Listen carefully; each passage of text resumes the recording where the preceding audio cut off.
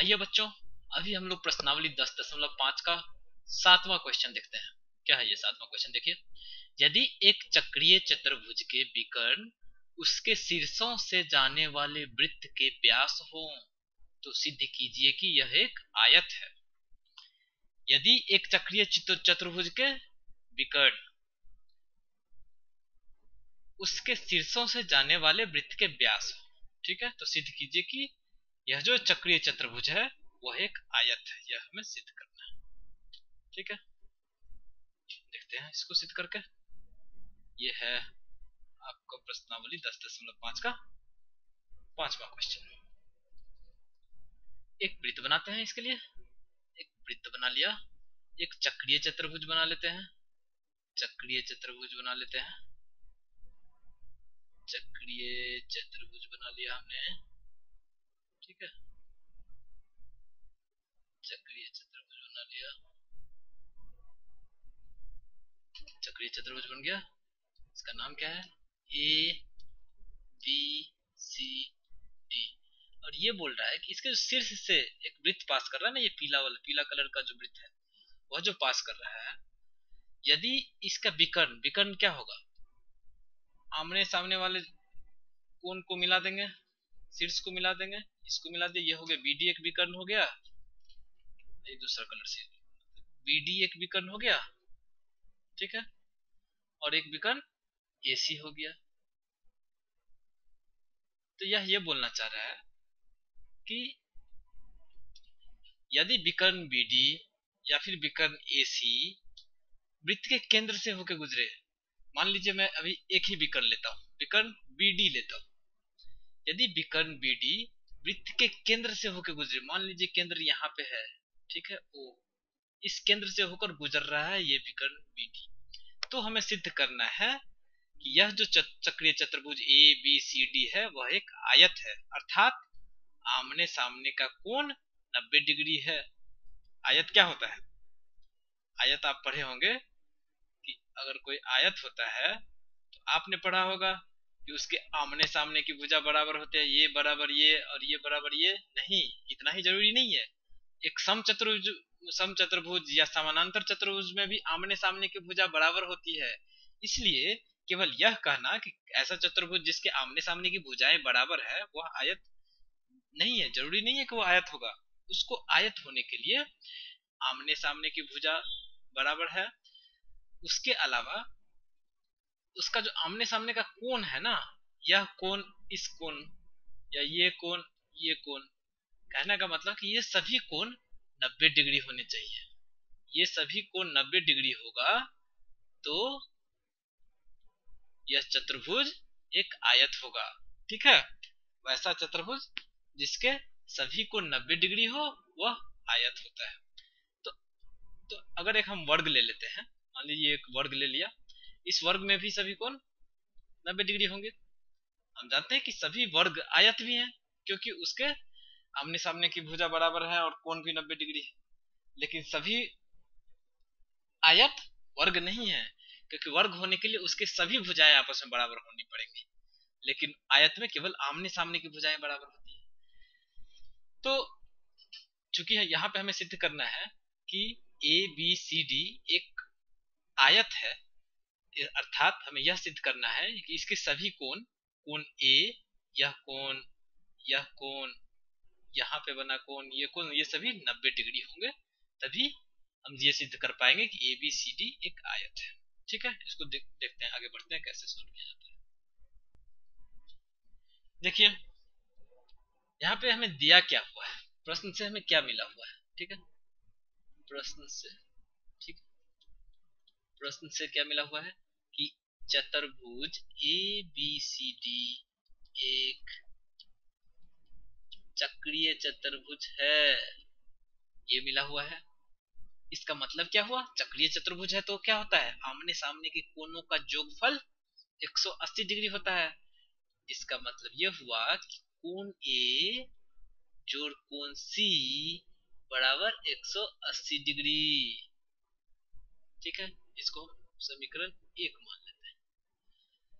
और क्या दिया हुआ है? और हमें यह दिया हुआ है कि BD जो है, विकर्ण BD, यह वृत्त के केंद्र से होकर गुजरता है।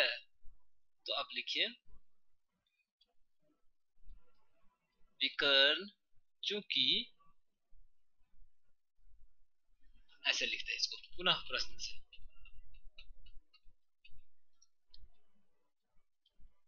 पुनः प्रश्न से क्या प्राप्त हुआ है? विकर्ण BD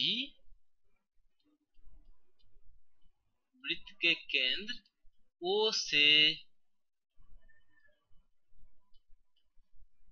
गुजरता है। O से गुजरता है तो क्या होगा? यह BD क्या हो जाएगा? व्यास हो जाएगा ना। इसका मतलब ये हुआ कि BD वृत्त का एक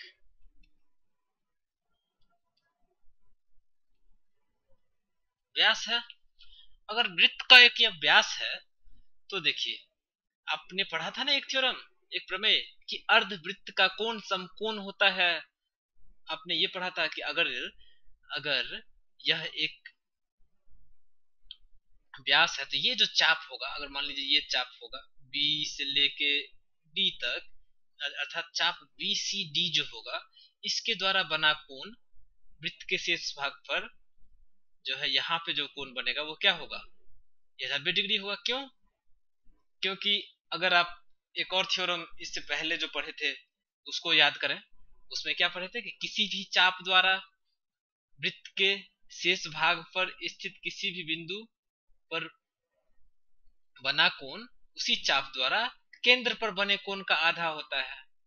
आपने ये पढ़ा था, मैं याद दिला दूं कि आपने ये पढ़ा था, अगर यह एक वृत्त है और यह इसका केंद्र है, तो अगर चाप ये ले लें, चाप PQ ले लें, तो PQ द्वारा अगर केंद्र पर कोण बनता है कुछ कोण बनता है, तो यहाँ पे कुछ कोण बनता है, मान लीजिए ये है, यहाँ पे थीटा बनता है, तो यहाँ पे थीटा बटा 2 बनेगा।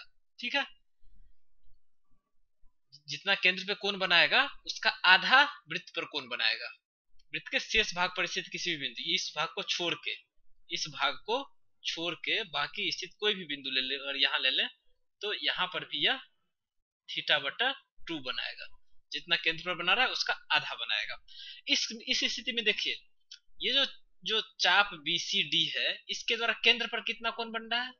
केंद्र पर 180 डिग्री कोण बन रहा है। तो यहाँ पे कितना, ए पर कितना बनेगा? 180 बटा 2, अर्थात 90 डिग्री।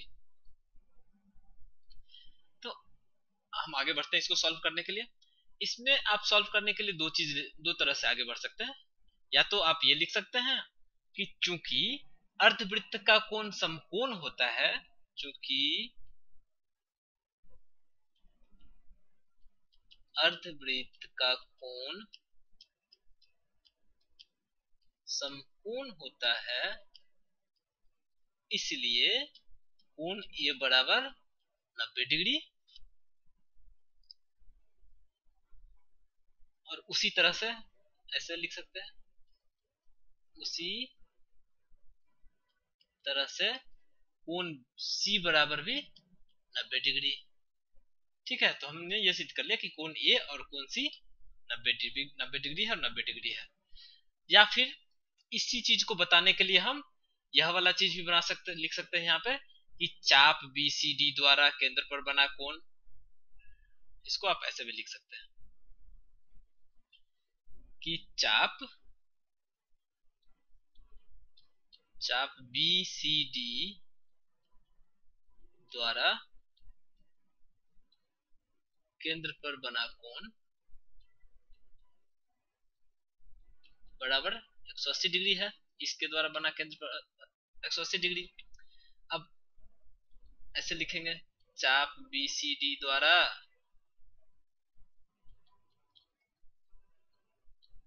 वृत्त के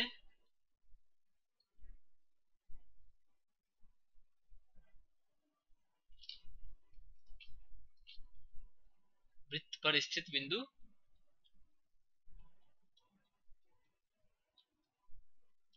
ए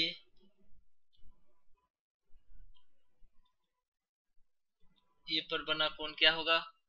कोण ए, इसका मान क्या होगा? बराबर केंद्र पर बना कोण यानी 180 डिग्री बट्टा 2 यानी 90 डिग्री। उसी तरह से अगर हम चाप बी ए डी लेंगे, ये चाप अगर लेते हैं, इस चाप द्वारा केंद्र पर बना कोण क्या हो जाएगा ये, और वृत्त पर बना कोण क्या हो जाएगा ये 180 डिग्री है तो ये कितना होगा 90 डिग्री। इस तरह से हम ये सिद्ध कर पाएंगे कि कोण ए और कोण सी 90 डिग्री है। उसी तरह से यदि हम इसको मिला दें, उसी तरह से यदि हम लोग इसको मिला दें, ए और सी को मिला दें, तो इसको भी सिद्ध कर पाएंगे। ए और सी को मिला दें तो सेम चीज यहां पर भी हम लिखेंगे कि ए सी क्या है,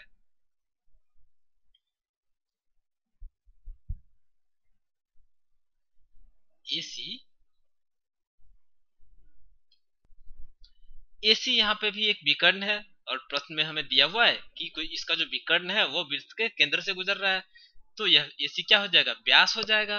और व्यास है, केंद्र से गुजर रहा है, तो परिधि पर कितना कोण बनाएगा, वृत्त पर स्थित किसी भी बिंदु पर कितना कोण बनाएगा, इसमें बी पर कितना कोण बनाएगा 90 डिग्री ना। उसी तरह से जैसे केंद्र पे बना रहा था,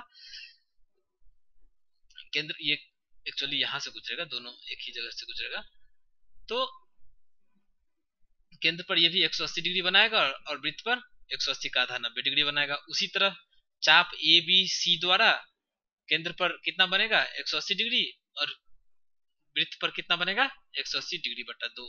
तो इस तरह से हम सिद्ध कर पाएंगे कि जो चारों के चारों कोण हैं ए बी सी डी, ये सभी 90 डिग्री है। ठीक है।